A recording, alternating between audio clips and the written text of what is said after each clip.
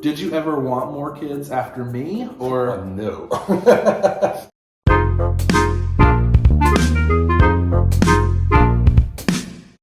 Hello everyone and welcome back to the channel. So for today I'm going to be, continuing the Confronting series. The last one I did is where I confronted my ex-girlfriend, which was the drama. And today I'm going to be confronting my father. Great, all the years of pent-up rage are going to come out. So this is my dad. He's been on my channel a few times before, but I've never actually officially introduced him. So this is my dad. This is my dad, Andy. Today I'm going to be kind of talking about, at least from his perspective, what it was like to raise me and struggles with that, because there were a lot. Yeah, first of all, thank you for being on my... Was it an option? Shut up, Liz, I can't. Thank you for inviting me. This is gonna be a long video. Anyway, so I guess now we will get into things. Starting off with, I'm actually going to start before I was born and kind of what it was like. It's going to be kind of like an interview, and I just want to hear your side of things. Because I don't think I've ever, truthfully, I don't think I've ever, sat down with you and, asked. We've never spoken, yeah. We try not to speak if possible. I've never sat down with you and talked. No, I've never seen you this close before. But, so I guess the first question is, what in your life kind of made you realize you wanted to become a father? Oh, if anything. Yeah, always. I think I always did. I think that's, seriously, something I always wanted to do, and to be able to just have kids, right? And watch them grow up, and, it's that mystery. I remember when your mom and I were, when she was pregnant, it's like just wondering, right? With your brother, we did not know what we were having, and with you... My older brother, I was the second. He was right. And then with you, we did, because we needed to know if we could use his clothes for you, or we had to go buy new clothes. It's just a great thing to do. If you haven't done it yet, go do it. So you're basically telling children to go out there and have sex. Go have sex and have children, yeah, at any age. No, it's very rewarding to watch a child grow and develop over time.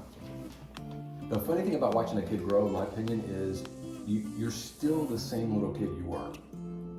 You're old now, you're not old, but you've grown up, you've matured, you've gone through this, you've gone through that, but really, and I'm sure your mom will say the same thing, you're that same little kid that you were, same just bald with a beard and 300 pounds. Right. My name being Benton, which is kind of a bizarre one. What was the story of picking that name, and did you have any others in mind? Yeah. I know this answer. Yeah. But they don't. So what made y'all come to the conclusion of Benton, and what was... Yeah. I hope I get this all right. It was so long ago. And we were so enamored with your brother that we just had to get a name real fast. It's like, oh, just name it. Exactly. We found out you were going to be a boy because just the brothers. And, you think that you got, all right, so, 1 plus 1 comes together, and they have 2, right? You think 1 and 1 comes together again, they have the same thing. And so it's just fascinating.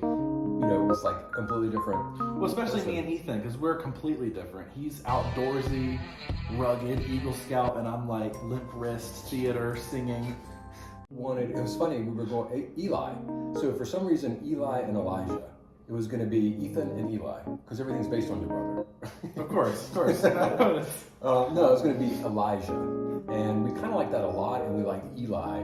But I don't know, we just changed. And for some reason, so Ethan had more my name, my family's name, and then your mom's family, we wanted to kind of respect and honor her family. And so your grandfather's mother's maiden name was Benton.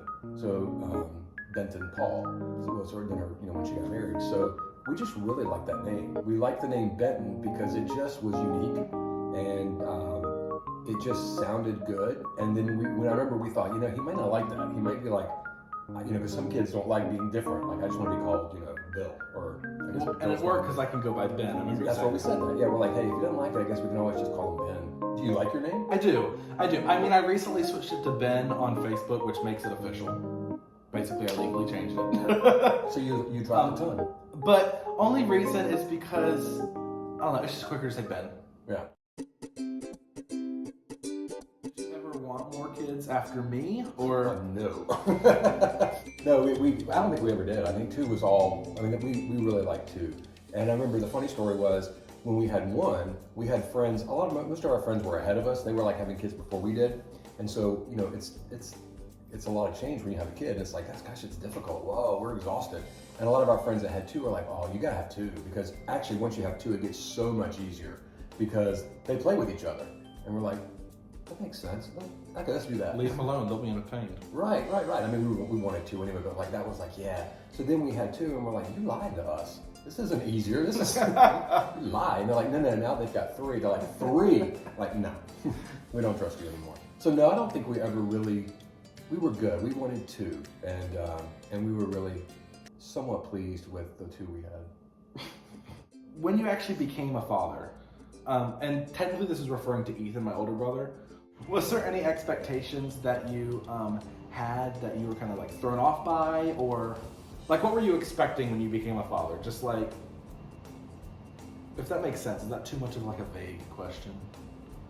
No, because it's all unknown. I mean, I don't think we really knew what to expect. It was kind of like light a cigarette, say a prayer. Yeah. I mean, it's a whirlwind. It's like a lot of stuff happens. I remember bringing, when we were in the hospital with your brother, Ethan, I remember when they said, okay, it's time to take the baby home. We're like, no, we're not ready. We're not ready. And then I remember, we're like, do we really have to go? I mean, are you coming with us? I mean, this is a lot of responsibility. So I'll never forget, we were in Raleigh, because you guys were both born in Raleigh. And I remember being in the car in Raleigh.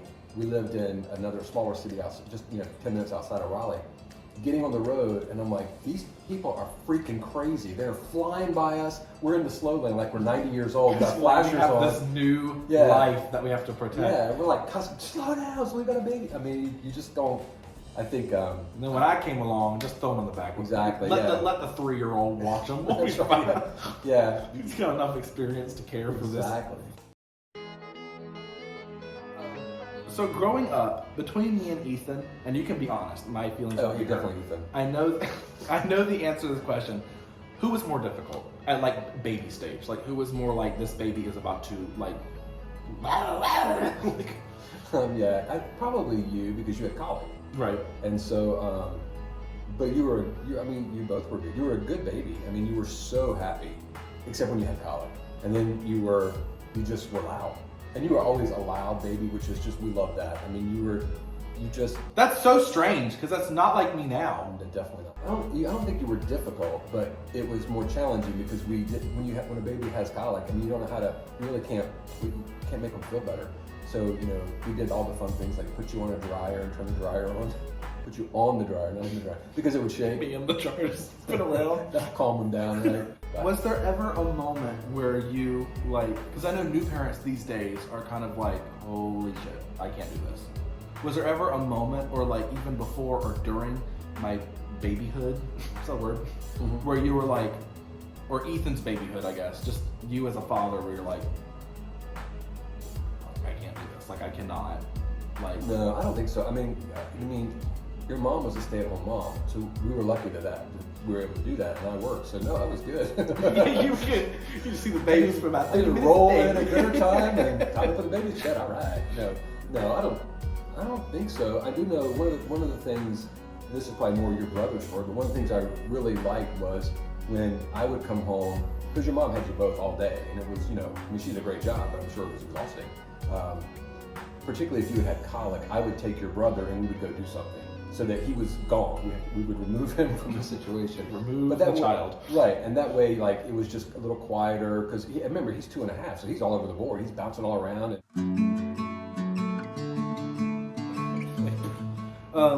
Anyway, but once I became a child, went into started elementary school and stuff, that's when at least I noticed that we kind of started obviously me and Mom were close because she was at the house all the time, and this is when I noticed that we started and we still do it to this day. We would go on trips just like the two of us. Yeah. Just like we took a trip to we'd go canoeing. Yeah. Just us two, not Mom, not Ethan. Obviously we do trips together. Or one trip I will always remember is when we went to that cabin, the Livingston's cabin. Mm-hmm. Yeah, it was in like Neurocat. Yeah, it was just the two of us, and I know didn't they have canoes and did we go on? Mm-hmm. Yeah. I know we like walked a little path and stuff, and I vividly remember that trip for some reason. I don't know why, but I know at least one of your favorite pictures of me is when I found this old Jeep and I was holding my hand on it. We gotta show that? Yeah, I have it. Okay. That's why this is blank. I can put. Is it right there? Oh, I love that picture. Oh, isn't it nice? Yes. For your mom and I, we wanted to have a relationship with the four of us, but we also wanted to, when you've got two boys together all the time, you were individual people, so you had interests in things that were different than your brother, so we would do that a lot. Your mom would do stuff just with you, she'd do stuff just with your brother. Same for me. And so I think that's one of the things that we did is just kind of went on adventures, and we just would kind of go and do stuff, which is not typically like me. I'm not usually that just drop what did we do and let's go do something. So I think I really, as you've grown older, I really like that about you. I mean, that's one of the traits I like is you are kind of do whatever, just live in the moment, do whatever. And so that was always fun because I knew you were up. Your brother was up for it too, but we did other things together that were just as, important. Could you ever tell if I was a kid if I was lying about something? Because some people have like tells. I really don't remember you lying. I don't remember. I don't think you, I don't think we could tell if you were lying. You guys were both good. Did you lie? No. Obviously, when I was a teenager, I came out to y'all, which was scary. I was actually most scared to come out to, not even you, Ethan. Because Ethan, usually it's like the dad, like men who are gay are most scared. Like moms, no. Since they're in their stomach, it's like this is the gay kid. The way he kicks, it like has a little flip to it. But like a little flutter. It's a little kicky. For me, it was Ethan because he's like this like jeeping off-roading like. He may actually kill you. Conservative, yeah. Like literally, I'm like he would be the one that disowns me. But did you know before I came out to y'all that I was gay? Or at least suspect, like... Yeah, suspect. I think that's like a question, like, we don't really know anything. But I don't think we would have been surprised. And again, to me, it's like, I don't know, the whole gay thing, it's just sexuality. And that's just one thing of a person. There's so much other stuff about a person.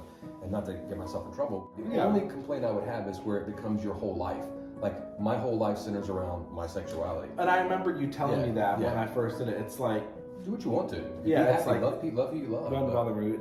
Again, and I'm very fortunate, first of all, in general, to have such great relationships with both my parents. Mm-hmm. Not even related to the gay thing, just in general. Yeah. Like, you didn't walk out to get milk and never come back. And on top of that, the whole gay thing. Like, because a lot of gay people, not to make this... about gays, but a lot of gay people don't have that relationship because they get disowned and they get kicked out. Yeah.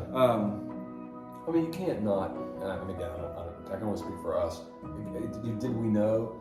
I don't think you know anything about a person. You're your own person. Were we surprised? No. It might be my earliest memory. I don't know. That's a good question. That would be a good question to ask you. What's your earliest memory? It might be in the old house, the first house in Florida. Mm-hmm. We had this back room, which I think used to be screened in, and then we filled it in with like windows and stuff. And there was a TV back there, and this is I don't know if this is when I was introduced to Fleetwood Mac, but you played the concert, the dance on that. And did you show me, or I don't really remember, but I remember watching it there for the first time, and I was kind of like the lights and stuff. It was, I think for me, especially being a kid who I'd get like fascinated by the tires and stuff. I was like kind of fascinated by like, because they had this cool sculpture in the back of them. The back of it, and I remember just being fascinated by it. It would change colors and the music. Funnily enough, I was just listening to Fleetwood Mac a little bit here, so it's like it's stuck. I'm the same kid. I really am. I know. Wow, you were right on the money with that one. But that might be one of my earliest and one of my best memories is watching that, at least with you, because like we had that connection, and we went to some concerts later in my life. was the lamest thing of it. Actually, another memory of mine that's my favorite that I think you were gonna bring up that I interrupted you was another memory. My favorite memory with us is I don't remember what was going on, but we were camping at Flaming Arrow, and Loved it. me and one of my friends were eating. We were in the tent and we were eating Cheez-Its. Yeah, first of all, we didn't know what we were doing. We were kind of. Oh yeah, but that was when I was in Scouts. Me and one of my Scout friends, we were eating Cheez-Its, and then later that night, it was covered in ants. Like there were ants all over the thing, all in the beds. So the two of us decided to go and sleep in the car. Yeah. I just remember sleeping in the car. Yeah, we were so inexperienced. I remember we thought we were big time. We had blow-up mattresses, and we didn't have cots. We had blow-up mattresses. We had the little thing that blows it up, but I think it was like a hand one. Like we can do, we're men, we can do this, right? And we, I made like big time peanut butter and jelly sandwiches and like a bag of chips. And we get there, and it's like these McMansions, right? I mean, remember? Oh, and, like, yeah. People had like major grills. I know one group of our friends had like sauteed grilled chicken and steak. And we're over here with a bag of chips. Yeah. And they had bread. Yeah, like 3 stories of tent that what do you call them that you sleep on? Cots?